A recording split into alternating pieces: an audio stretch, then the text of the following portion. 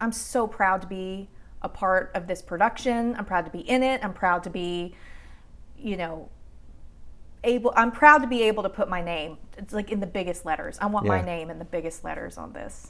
And this second part 2, we wrote together.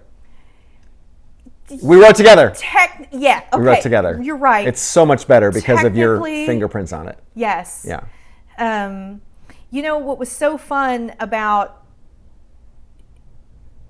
this whole process is I've read the script. I'm excited about this story. Mm-hmm. And then you and I start talking about if we were going to film it, how could we pull this off? Mm-hmm. Could we do it just the two of us? Mm-hmm.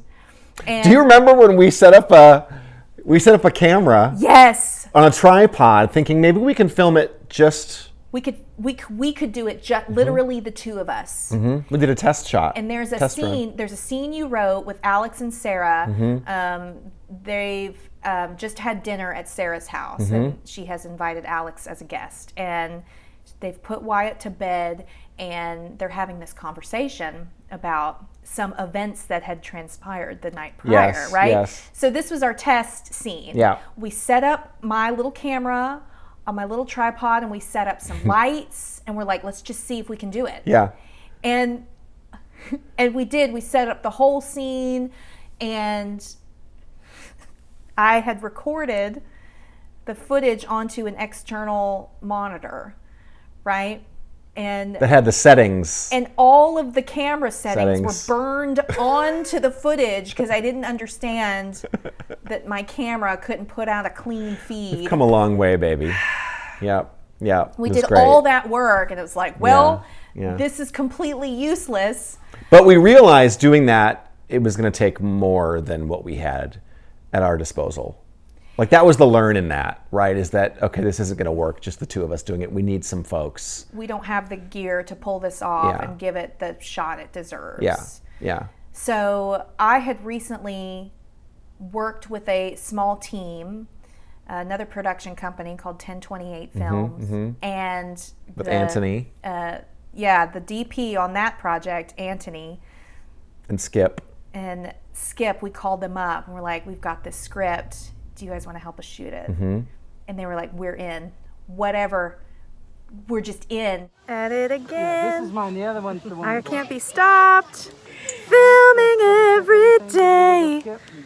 Do you like my improv songs? I think they're good. Yeah, I mean, that's a good place to right there. cut when dog comes in. Yep. Yeah. Awesome. I love it. All right. And that's what was so great about, figuring out the logistics of how we were going to shoot this. Everybody that we called was like, you don't have to pay me. I just want to make something, and I'm in. It's so fun. It was so much fun. Yeah.